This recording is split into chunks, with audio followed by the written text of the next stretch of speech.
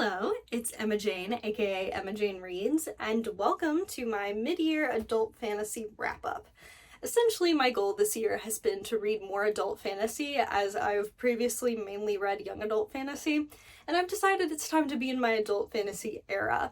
So it's currently early July. I've read 70 books so far this year, 32 of which were adult fantasy, at least by my count. I could be wrong. And that's almost half. That's not bad. And so I wanted to go ahead and reflect on the 32 books I've read, give a brief synopsis, my star rating, what made me feel that way, and then sort of look at overall themes and what I liked and what I didn't like. And keyword brief, there are 32 of them, so I'm gonna try not to drag this out too much. I'm also gonna start with January and move through chronologically because I remember them a little better that way. And then a few disclaimers before we get rockin' and rollin'. The first is that, of course, books are art and art is subjective. You know, everyone likes different stuff. Just because you liked something I didn't or you didn't like something I did does not necessarily mean that either one of us is wrong. It just means we like different stuff. So no harm there. And then I'm also going to be doing this on my own little system, which is that I have 3 factors. The first is, did I enjoy myself? And the second is it well written? I do consider these separately because I have definitely read books that were badly written that I had a great time with, and I've definitely read well-written books that I didn't enjoy. So I keep those 2 separate, consider them both. And then the third is, if it's a series, if it's the last book in the series, do I feel like the story is properly wrapped up? Am I satisfied?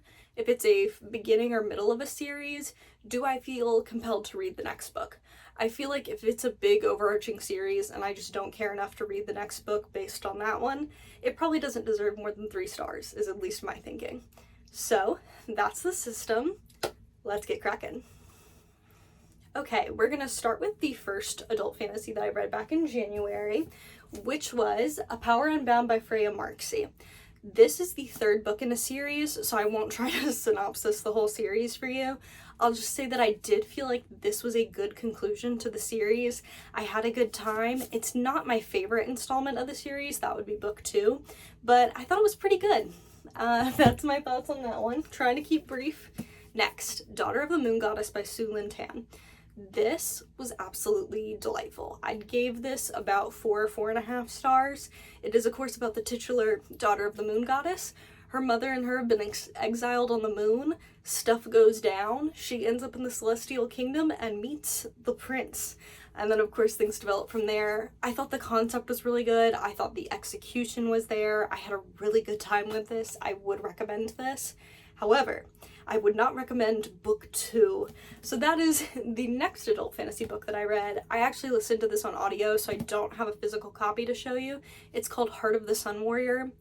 I had a few complaints with this one. One of my biggest was that there's a 2014 YA-esque love triangle that doesn't fit the vibe of the rest of the series, at least in my mind, if that makes sense.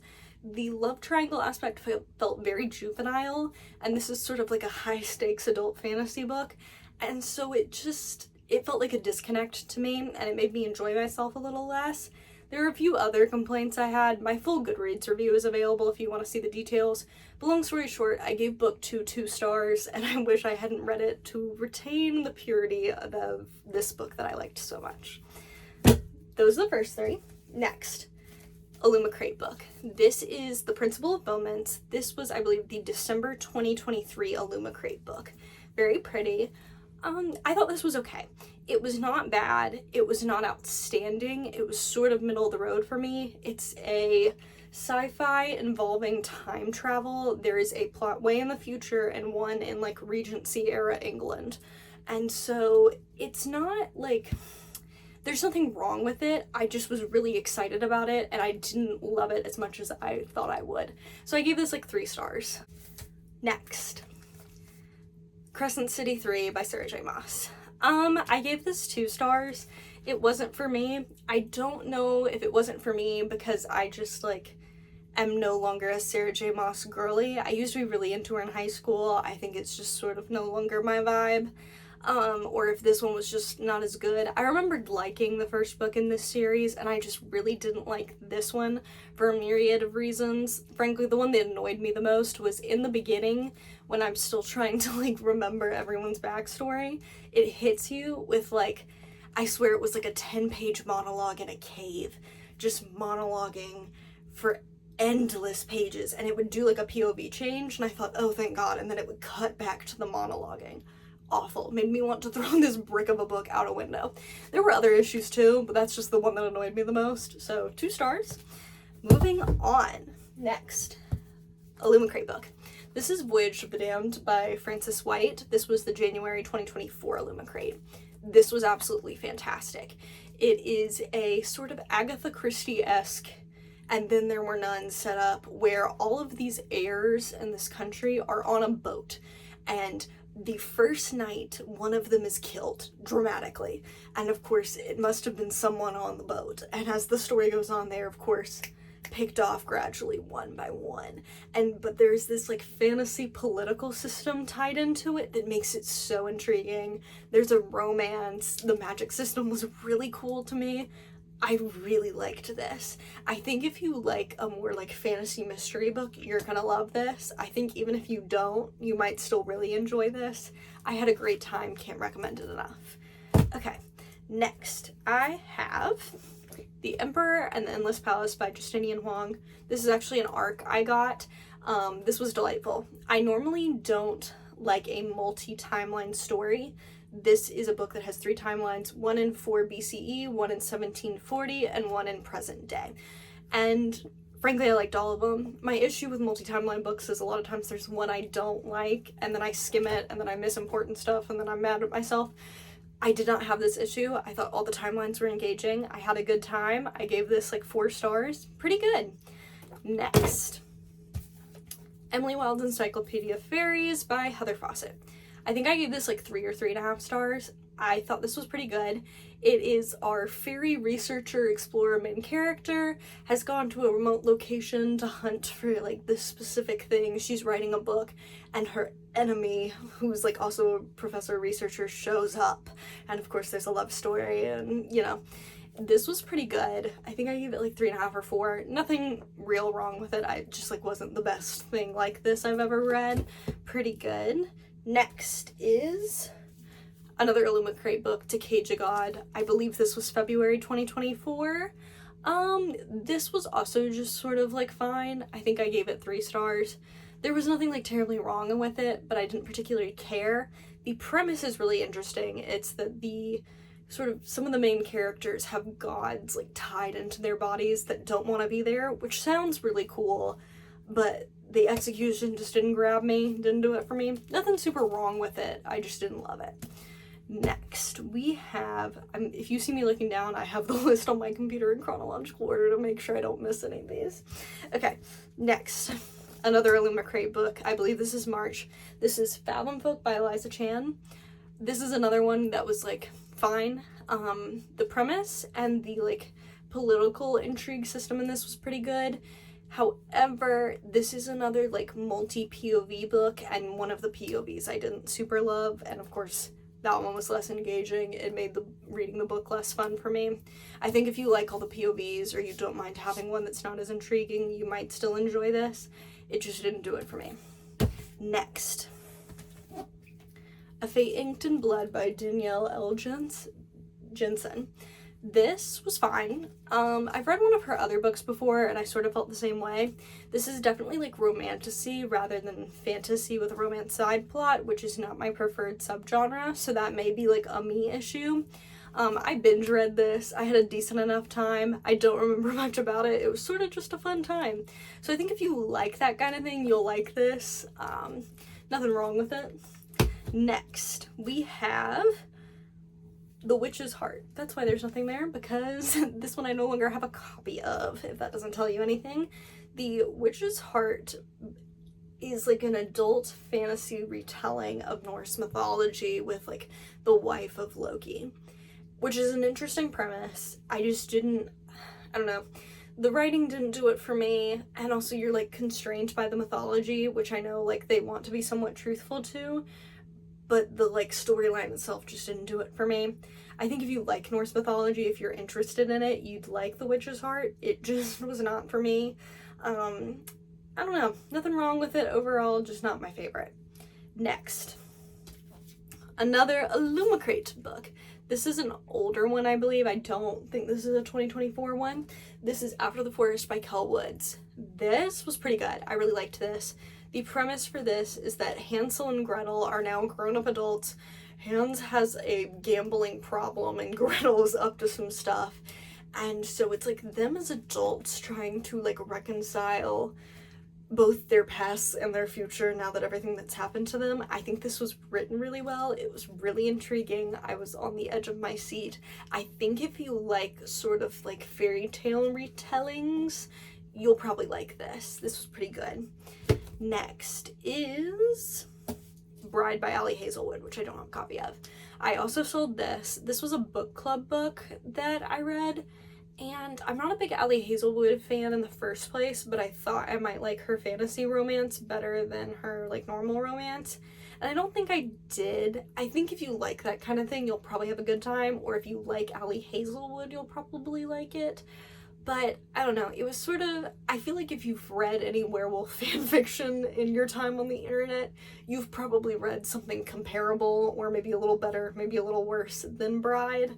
So I think that, I don't know, it just wasn't anything like super unique or eye-catching to me. I thought it was okay, probably wouldn't reread it. I did sell my copy. Next, Gods of Jade and Shadow by Silvia Moreno Garcia.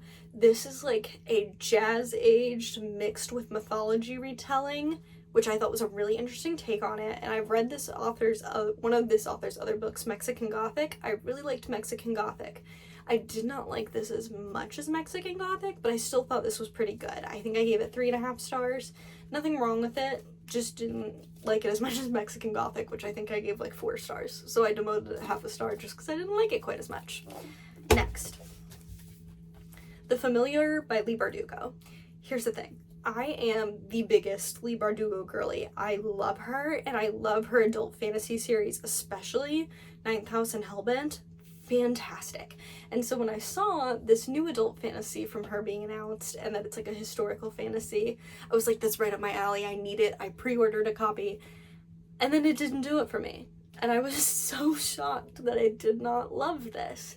I don't know what the problem was. It started really slow, and it sort of put me in a slump. It took me like a week to read the first 75 pages of this book, which is crazy for me, because as said, I've read like 70 books so far this year. So that was kind of wild. And then it did pick up towards the end, I'll give it that. But like not enough where I was like, I love this. I never got to the point where I was like, oh, this is really good. This is really fantastic. So I don't know. This didn't do it for me. I was really sad about it. Next, The Hurricane Wars. This one I also don't have a copy of because I sold it. This was really big on like Book Talk, and I saw this being recommended all the time, so I bought a copy when I found it used at Half Price Books. It wasn't really my thing. It's once again one of those like, it's like a new adult book, but it's, you know how a lot of times in some of these like romantic fantasies, there's like a formula that's followed. It was very like formulaic. There was nothing about it like surprised me or intrigued me any more than like any of the other similar books that I've read in the same genre. I just like, I didn't feel like it did anything special. It sort of dragged. It wasn't for me. I think I gave it 2 stars and I ended up selling it. So that's my thoughts on The Hurricane Wars. Next is The Ministry of Time. I got this through Book of the Month, and it was an early release, I believe.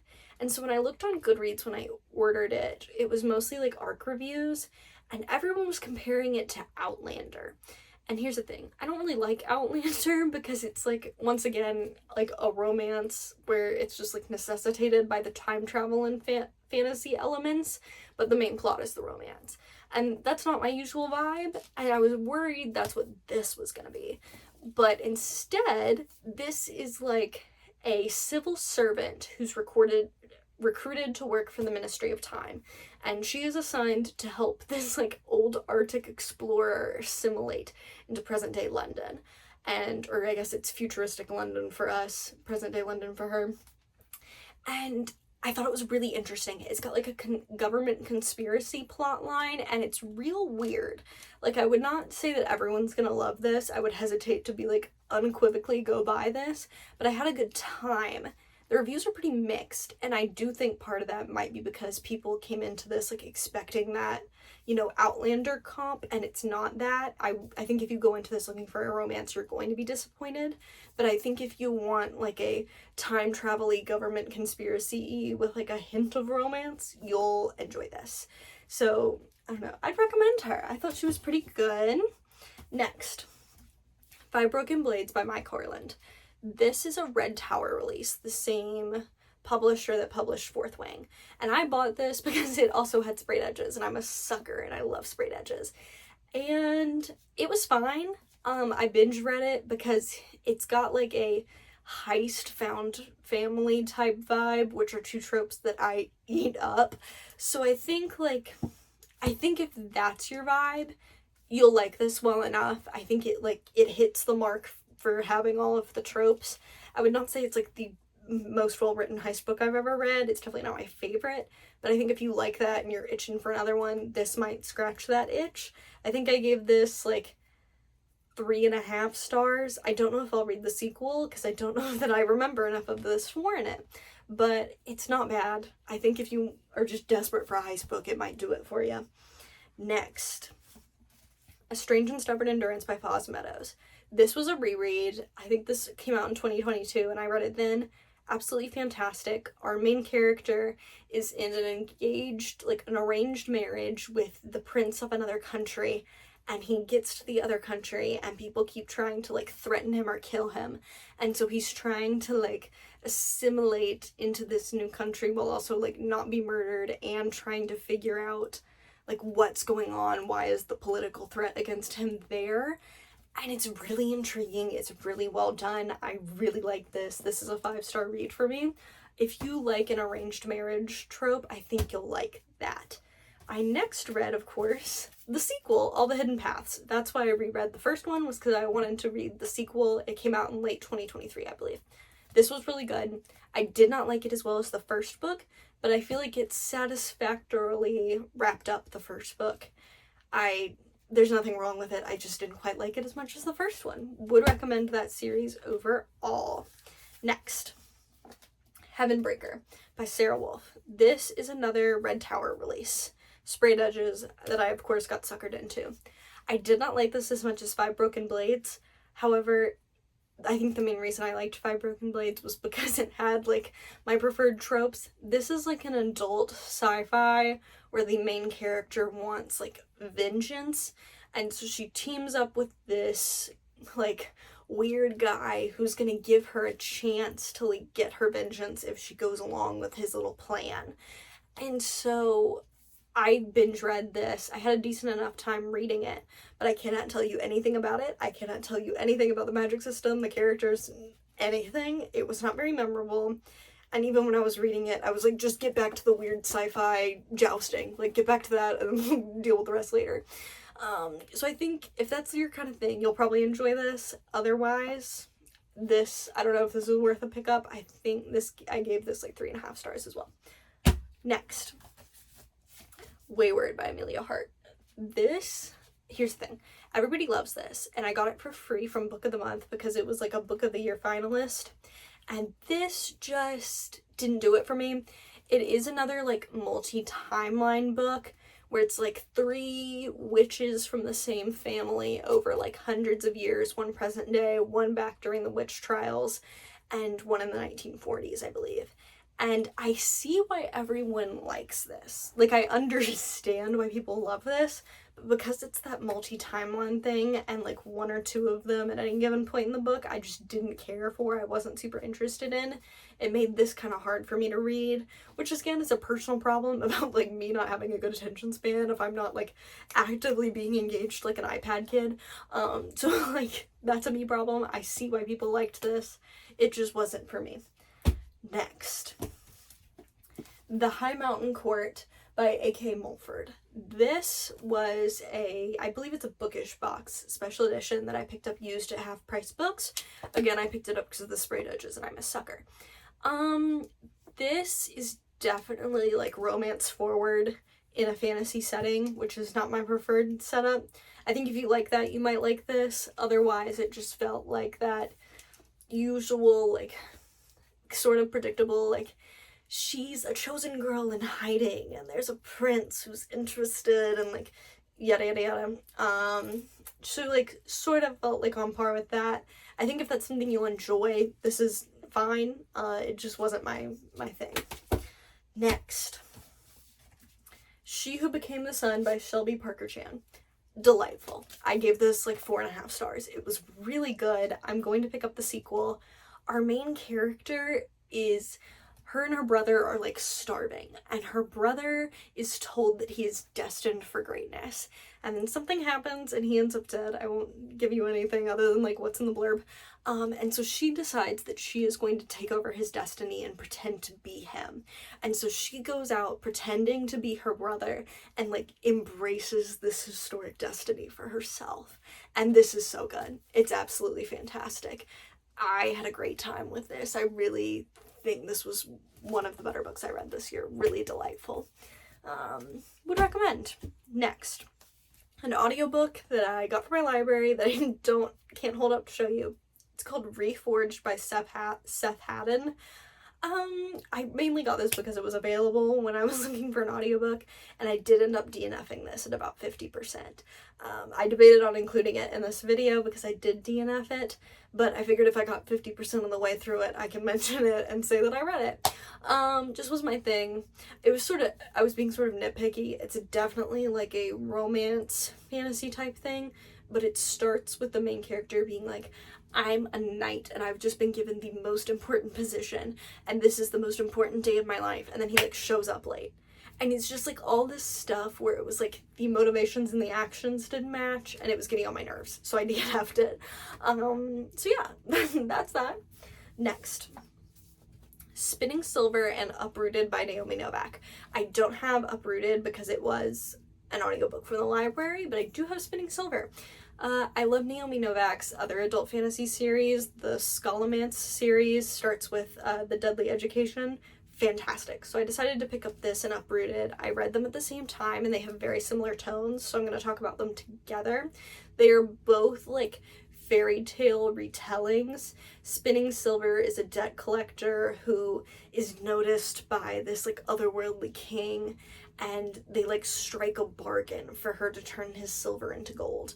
And then Uprooted is a girl who's in like a village, and this like magician called the Dragon comes down from his tower and chooses her to come be in the tower, and of course magical things happen. Of the two, I liked Uprooted better. I did not like either one of them as good as the Scholomance series, which I gave like 5 stars generally. So because of that, I gave Uprooted 4 because I enjoyed it next much, and then Spinning Silver 3 because I enjoyed it 3rd in that ranking. I don't know that this is like fully a 3-star, but just to organize it in my head, that's what I gave it. I do think Uprooted was a little better than Spinning Silver. Next, we have the 5th season by N.K. Jemisin. This was pretty good. I think I gave this like 3.5 stars. How to explain? There was nothing like wrong with it. I just wasn't super fully engaged, and again back to that like I'm an iPad kid who needs to be engaged at all times problem. So there were parts of this where I just like wasn't completely enthralled, and I'd put it down for a couple days and then come back to it, which I think like hurt my enjoyment of it because I would forget details. So I do think this is more of like a me problem than a book problem, and this does have really good reviews on Goodreads, so I may be like the one underrating this. I probably might pick up the sequel because I am intrigued by the premise of the sequel and the ending of this. I think I could see myself continuing this series, so I don't know. We'll see. Next, we are almost there. I have 2 left, I promise. Next is The Wren in the Holly Library, a 3rd Red Tower release. Of the 3 that were in this video, this is my least favorite. It is definitely the most like it's a romance in a fantasy setting of the 3, which again is not my vibe, so I think that's part of it. I think a good bit of it was just like I'm not the target audience for this, and I did not realize that when I bought it. I just saw sprayed edges and I'm weak and I bought it. So I do think if I had known more of what I was getting, I wouldn't have bought this. It was just kind of, I think I gave it 2 stars, but I do think a good chunk of that was it's not my preferred subgenre. I think if you like that kind of thing, you will probably enjoy this more than I did. There was nothing like super glaring where I was like, oh, this is terrible, but it just wasn't my thing. So yeah, that's that. Finally, the last book. This is Some Desperate Glory by Emily Tesh. This is the best book I've read this year. At the very end of the video, the last one I've read since before making this video, this is absolutely fantastic. Our main character is in a space station. Earth has been destroyed. She and another part of humanity are hunkered down in this space station, training to be soldiers to like avenge humanity for the destruction of Earth. And then something happens, and she and this like alien and a little tech wizard end up escaping, and they go on this like big, things happen, things get really tense. It's so good. I'm not doing it justice. It's like so good I can't put it into words. The best book I've read this year by far, if not the best book I've read in super long time. I really liked this. I can't recommend it enough. I'm glad I have an Illumicrate edition of it so that I can have an extra special version. It was really good. It's really good. So if like there's one book that I am absolutely unilaterally recommending from this video, it is this one. So that's the last one. Overarching, my top recommended are of course Some Desperate Glory, the Voyage of the Damned, the one where everyone gets picked off one by one in the boat. It's down at the bottom of the pile in front of me, so I can't hold it up to show you again. And those overall things that are more romance than fantasy. I think that's the main lesson of this, is that I need to stop buying books that are more romance than fantasy for my own sanity and stick to more things that, I don't know, just stick to buying things that I think are appealing rather than things I keep getting recommended. So that's it. Let me know if, based on what I've told you I liked, if you can think of anything you think I'll love, or maybe if you have any thoughts about some of these books that I didn't share, please let me know. But thank you for joining me. Hopefully I'll be reading more adult fantasy in the second half of the year, and I will talk to you again soon. Bye!